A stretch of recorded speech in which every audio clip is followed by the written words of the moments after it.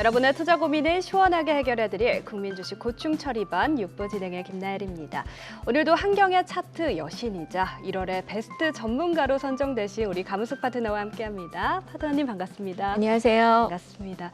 1월에 베스트 전문가로 선정이 되셨는데 소감 한 말씀 들어봐야겠죠? 네, 감사합니다.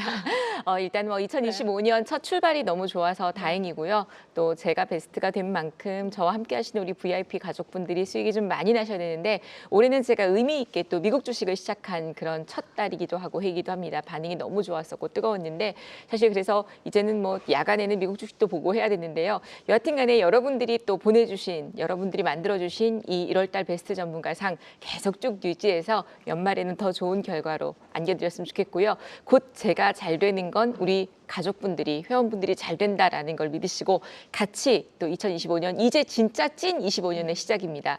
2월 달부터 제대로 주식 투자 한번 같이 해보셨으면 좋겠습니다. 감사합니다. 네, 축하드립니다. 우리 가무숙 파트너의 길을 받아서 힘차게 출발을 해보도록 하겠습니다. 먼저 시장 흐름 짚고 가도록 할게요. 어제가 1월의 마지막 거래일이었는데 설 연휴 동안 글로벌 시장을 강타했던 딥시크 충격이 우리 시장에 한꺼번에 반영된 모습입니다. 국내 시장 결국에는 하락 마감을 했는데 이번 주 시장 흐름 어떻게 보셨을까요? 네, 이번 주는 사실 연휴 때 이 중국발 딥시크가 터졌죠. 그런데 개인적으로 이제 그렇기도 하고 그리고 파월 의장의 금리 동결리기도 있었습니다. 근데 여러 가지 이런 이슈들이 오히려 저는 이 명절 연휴로 보냈던 우리에게는 조금 더 다행이 아니었나라는 그런 생각을 좀 조심스럽게 해봅니다. 만약에 그때 당시에 물론 지금으로 봤을 때 금요일 날도 하락 출발했었고 그리고 아래 꼬리를 달고 2517.37로 코스피가 마감이 되긴 했지만 중요한 건 결국은 이렇게 다시 오를 거 아니야 라고 생각을 하시겠지만 중요한 건 주식은 심리입니다. 그렇기 때문에 그 상황에 우리 증시가 만약에 개장이 돼서 움직였다면 주가 급락하고 하락하는 그런 모습 가운데 우린 또 공포에 떨었을 거고 또 매도하고 싶은 그런 욕구들과 또 다른 종목들도 다 같이 손절 또는 매도하고 싶은 그런 아마 충동이 생겼을 겁니다. 그래서 그런 어떤 위기를 지나고 시작했다라는 건 저는 좀 다행이다라는 생각이 들고요. 여하튼 간에 국내 증시의 흐름들은 2517.37, 외인들의 흐름들이 전일 또 의미 있는 매도세가 나왔습니다. 달러가 조정을 좀 받나 싶었는데 결국은 다시 1453선까지 올라오게 되고 외인들이 1조 1천억을 코스피에서 매도세가 유입됐고요. 코스닥에서는 매수세가 장 후반에 반등이 나오는 그런 모습이었는데 미국 증시의 흐름을 보더라도 어제 보면 개인 소비 지출 물가 상승률이 3개월 연속 반등을 하면서 출발은 나쁘지 않았습니다. 그런데 이제 트럼프 대통령의 멕시코, 캐나다 등 중국과 함께 관세 부과에 대한 흐름들이 또 발표가 되면서 결국은 시장이 조정을 받았고요. 그리고 또 하나는 트럼프 대통령은 지금 파월이 금리 인하를 해야 된다, 연준이 금리 인하를 해야 된다라고 강력하게 비판하고 있는데 파월 의장은 전혀 별개로 트럼프 대통령을 아직 만난 적도 없고 우리는 그것과는 별개고 지금 하고 있는 것을 그대로 지켜나갈 것이다 라고 언급하고 있죠. 그래서 금리 인하에 대한 부분들도 한 5월, 6월 정도는 돼야지 금리 인하도 가닥이 좀 나오지 않을까라고 보여지고요. 말씀드린 것처럼 딥시크발 쇼크가 있었습니다. 그런데 딥시크발 쇼크가 무조건 악재, 물론 반도체, SK하이닉스나 삼성전자에는 악재였습니다. 그러나 저도 한번 사용을 해봤어요. 그런데 그 외에 제가 이제 일요일이 아니죠. 명절 마지막 날 공개 특강을 하면서 딥시크 관련 수혜주를 말씀드렸었습니다. 분명히 내일 이런 종목들은 반등이 나올 거니까 반도체 하락한다고 해서 겁내지 마시고 이런 데서 우리는 수익을 찾자 말씀드렸는데 보안 관련주들, 보안이 굉장히 취약합니다. 오면서도 제가 라디오를 들었는데요. 지금 저희가 이 딥시크를 처음 가입할 때 그 공지사항 안에 동의를 하잖아요. 거기 보면 우리들의 이런 모든 정보들이 중국의 서버에 저장이 된다라는 거기에 동의하느냐라는 그런 체크란이 있다고 해요. 그리고 지금 벌써 이탈리아에서는 이 딥시크를 사용 금지 제한 조치를 하고 있고요. 독일에서도 사용 제한을 고려 중이다라고 합니다. 그렇기 때문에 앞으로도 계속 지금 국가별로 딥시크에 대한 사용 제한은 또 일어날 수 있다. 왜냐하면 보안이 관련 있는 문제죠. 그리고 또 기술 유치 이런 것들이 있기 때문에 저는 사실 딥시크 효과는 길게 가진 않는다고 생각합니다. 다만 이 온풍이 카카오와 네이버에 불어닥쳤습니다. 그리고 소프트웨어 쪽 보안 관련주는 테마로 보지 마시고 좀 길게 보셨으면 좋겠습니다. 딥시크가 아니어도 AI의 인공지능의 발달과 함께 보안은 우리가 또 발달되는 것만큼 우리 또 안에 이 갖춰야 될 것들은, 감춰야 될 것들은 단단하게 해야 됩니다. 그렇기 때문에 보완은 꼭 필요한 부분이다라고 보여지고요. 그리고 네이버, 카카오가 간만에 외국인들의 수급이 유입됐던 부분들인데요. 그동안 조정을 많이 받았기 때문에 실적 대비 저평가된 가운데에서 반등이 나오지 않을까라고 보여집니다. 그래서 일단은 지금 지수의 흐름들은 다음 주 이제 월화는 그래도 크게 걱정이 없는데 화요일 정도가 종가 부근에서 조금 높은 자리에서 끝이 나야 5일선이 우상향되는 구간이기 때문에 일단 지금은 신규 매수의 관점들보다는 오히려 21선 지지력 테스트 2480, 90 지지력 테스트를 한번 하시면서 대응하는 게 좋지 않을까라고 보여지고요. 그동안 또 오른 거에 대해서 올 1월 달 국내 증시 K 증시가 많이 올랐기 때문에 거기에 대한 숨고르기가 아닐까라고 보여집니다. 네, 우리 시장부터 미국 시장까지 한 주간의 흐름부터 대응 전략까지 살펴봤습니다. 자, 그러면 가문숙 파트너의 두 번째 시그니처죠. 미국 주식 배워보는 코너인데요. 오늘도 해외 주식 여행 바로 떠나볼까요? 네. 네. 오늘은 조금 짧게 말씀드리겠습니다. 지난 시간에 네. 제가 시간에 대해서 정확하게 말씀을 못 드려서 잘 안 보이게 돼서그렇고 그래서 네. 오늘은 제가 시간과 함께 말씀을 드리는데 간혹 이제 네. 이런 질문을 미국 주식을 시작하자. 그리고요, 여러분들 각 전문가님들, 대표님들이 지금 미국 주식에 대해서 언급을 안 하시는 대표님이 없을 정도로 굉장히 많이 말씀들을 하고 계세요. 네. 그만큼 지금 투자의 흐름들이 우리가 왜 큰 물에서 놀아야 된다라는 얘기하죠. 왜 공부 좀 하는 친구들 고등학교 때 보면 다 어디로 상경해요? 서울로 네. 상경하잖아요. 맞아요. 그런 거 보면 다 큰 물에서 놀기 위하기 때문입니다. 물론 국내 주식도 좋지만 미국 주식이 분명히 큰 물인 건 사실이에요. 또 하나는 영어를 못해도 미국 주식을 해도 되느냐라는 질문을 하시거든요. 네. 그럼 제가 하나 반문을 해보면 한국어 잘한다고 한국 주식 잘하고 계시나요? 맞네요. 한국어 잘하잖아요. 네. 근데 한국 주식 잘하고 계세요? 별개입니다. 언어하고는.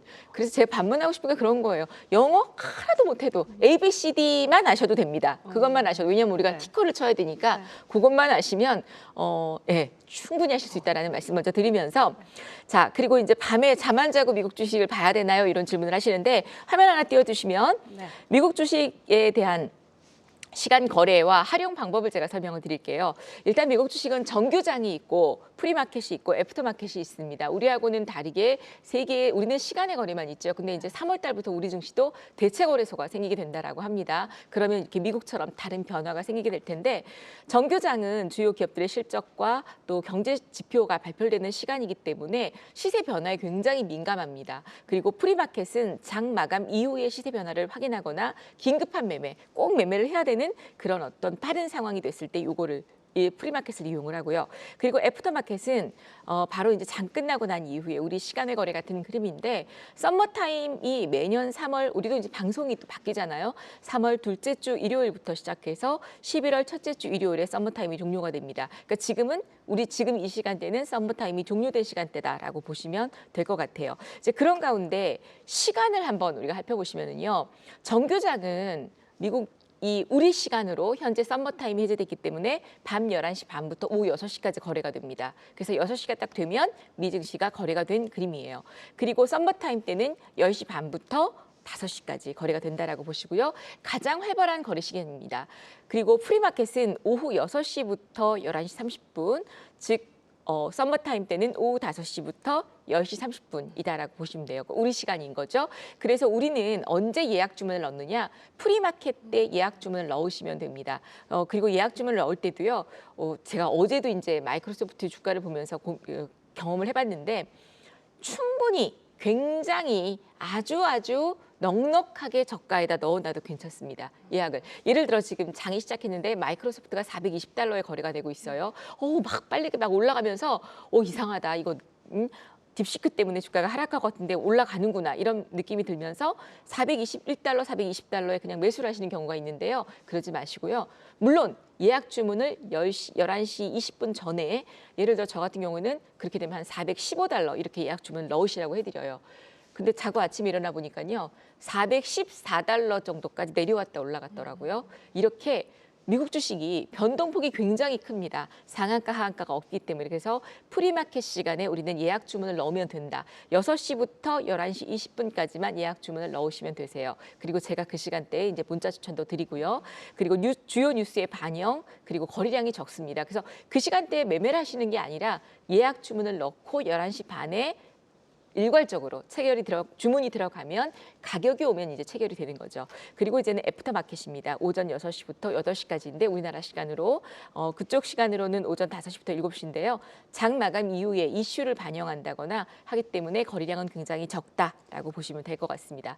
그래서 아까 말씀드린 것처럼 정규장은 굉장히 활발한 시간이다. 그래서 우리 지금 정규장과 똑같은 시간이다라고 이해하시고, 그리고 프리마켓은 말씀드린 것처럼 장이 시작하기 전에 주요 뉴스들, 기업 실적들이 주가에 반영되는 그런 어떤 흐름이다라고 보시면 될 것 같고요. 그리고 애프터마켓이 장 끝나고 난 이후에 거래 가능한 그런 시간이다. 장 마감 이후에 시세 변화를 확인한다. 즉 우리는 프리마켓에 예약 주문을 넣으면 된다라고 알고 계시면 될 것 같아요. 아까 말씀드린 것처럼 한국어를 잘한다고 한국 주식을 잘하는 건 아닙니다. 영어를 잘해야 미국 주식을 잘하는 것도 아닙니다. 요 정도 간단한 것만 아시고, 어차피 우리는요, 외국인들도 우리나라에 오면 시가총액 상위 종목들을 갖고만 매매를 합니다. 우리도 마찬가지 다우 30 또는 S&P 150 그 안에서만 거래를 하면 되거든요. 그렇게 되면 어려울 게 전혀 없다라고 말씀하시면서 용기 내셔서 네. 시작이 반입니다. 시작해 보시면 좋을 것 같습니다. 네, 미국 주식 거래 시간별로 투자 전략 세워봤고 투자 팁 배워봤고요. 미장 관심 있으신 분들 굉장히 많이 계시죠. 저희 다음 주에도 이어지니까 많은 관심 바라겠습니다.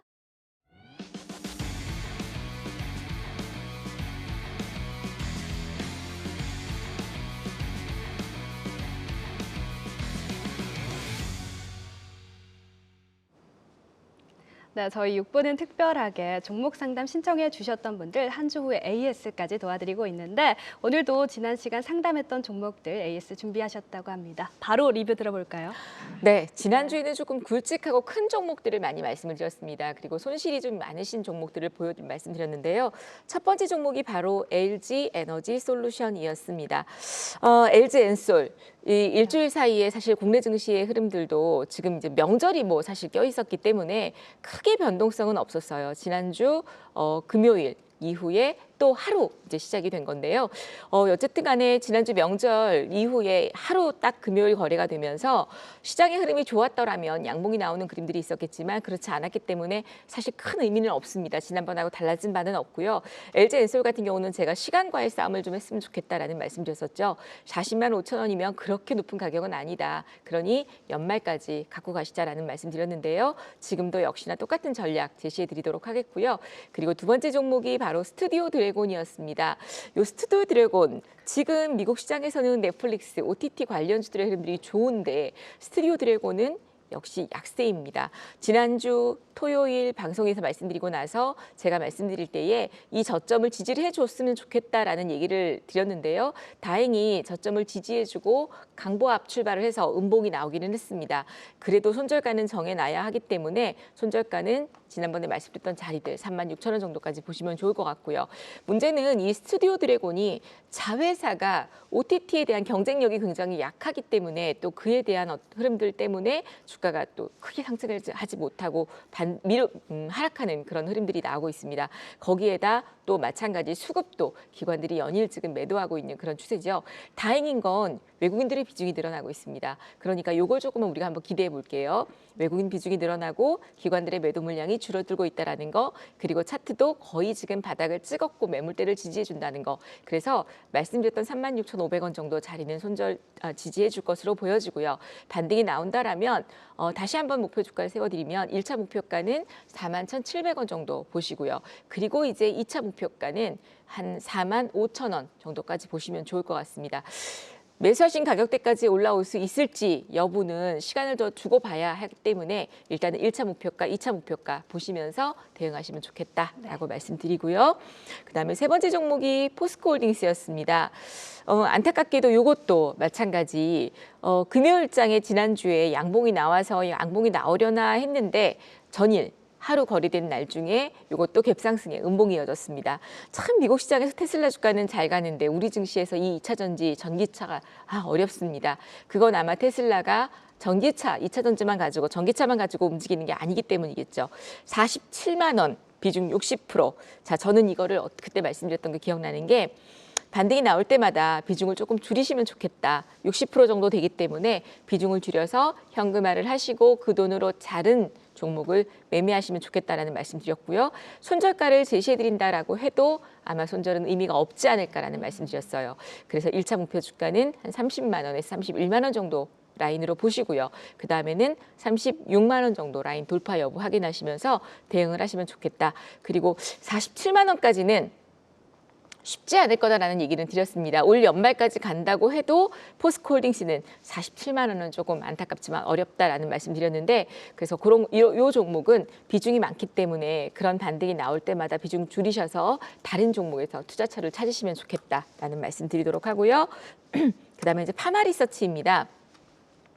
파마리서치가 지난 토요일 날, 금요일 날 우리가 마감하고 토요일 날 상담할 때는 이 양봉이 딱 나와서 예뻤는데 금요일 날 어제는 음봉이 나왔죠. 그런데요, 별반 차이 없습니다.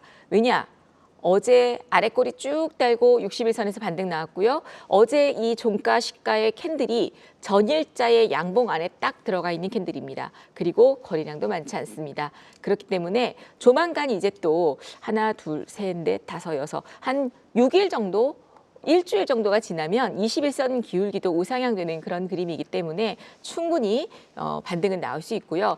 우리 그때 매수하셨던 가격이 24만 5천 원이었기 때문에 아마 약간 수익이었는데 밑으로 더 빠질까 봐 걱정이셨을 거예요. 그런데 지금 약간 손실이긴 하지만 일단 23만 원대가 지지가 된다면 그대로 홀딩을 하시고요. 1차 목표 주가는 단기로는 26만 원, 그 다음에는 27만 원, 그 이상 30만 원까지 보시는 전략 드리도록 하겠습니다.